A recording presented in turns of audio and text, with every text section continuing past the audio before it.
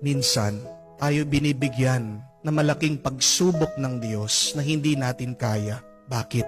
Para mapaalaala sa atin na Siya lang ang may kaya ng ating problema. Bibigyan at bibigyan tayo ng Diyos ng pagsubok na hindi natin kakayanin. Bakit? Dahil pinapaalala niya na magtiwala tayo sa Kanya dahil Siya lang ang may kaya ng ating pagsubok. Sa tingin niyo po ba, kung kakayanin lang natin lahat ng problema tayo lang, magdadasal pa ba tayo? Hindi na po.